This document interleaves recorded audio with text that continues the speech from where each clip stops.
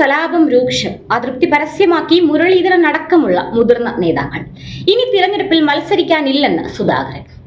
K സുധാകരനെ പുറത്താക്കി സണ്ണി ജോസഫിനെ KPCC അധ്യക്ഷനാക്കിയതിൽ പല മുതിർന്ന നേതാക്കളും കടുത്ത അതൃപ്തിയിലാണ്. ആന്റോ ആന്റണി, മുല്ലപ്പള്ളി രാമചന്ദ്രൻ, ബെന്നി ബെഹന്നാൻ എന്നിവർ സണ്ണി ജോസഫ് സ്ഥാനമേറ്റെടുക്കുന്ന ചടങ്ങ് ബഹിഷ്കരിച്ചത് ഹൈക്കമാൻഡ് തീരുമാനത്തിലുള്ള അതൃപ്തി മൂലമെന്നാണ് ലഭിക്കുന്ന റിപ്പോർട്ട്. താരതമ്യേന ദുർബലനായ നേതാവിനെയാണ് KPCC അധ്യക്ഷനാക്കിയതെന്നാണ് പല മുതിർന്ന നേതാക്കളും അഭിപ്രായപ്പെടുന്നത്. പ്രവർത്തകർക്കിടയിൽ സണ്ണി ജോസഫ് ഒട്ടും സ്വീകാര്യനല്ലതാനും.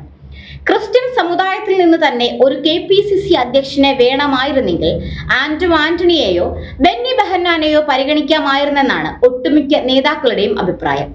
ഇതുവരെ ഇടതുപക്ഷത്തിനെതിരെയോ BJPക്കെതിരെയോ വായ തുറന്നിട്ടില്ലാത്ത സണ്ണിക്ക് KPCC പ്രസിഡന്റ് സ്ഥാനത്തിരുന്ന് ഫലപ്രദമായി കോൺഗ്രസിനെ നയിക്കാൻ എങ്ങനെ സാധിക്കുമെന്ന ചോദ്യമാണ് ഈ നേതാക്കൾ പ്രധാനമായും ഉയർത്തുന്നത്.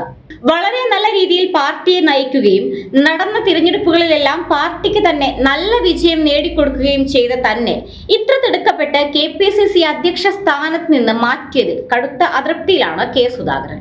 VD സതീശനാണ് തനിക്കെതിരെ നീക്കങ്ങൾ നടത്തിയതെന്ന ബലമായ സംശയത്തിലാണ് സുധാകരൻ.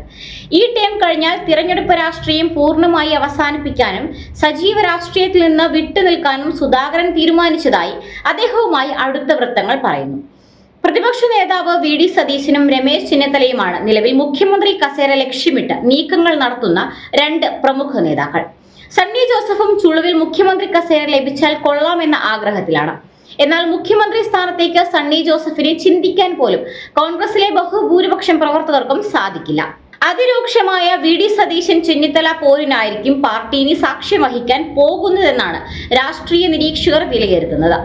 അതിൽ സുധാകരന്റെ അടക്കം പിന്തുണ ചെന്നിത്തലയ്ക്കുണ്ട്. സതീശനോട് അതൃപ്തിയുള്ള വലിയൊരു വിഭാഗം മുതിർന്ന നേതാക്കളെ ഒപ്പം നിർത്താനുള്ള ശ്രമത്തിലാണ് ചെന്നിത്തല.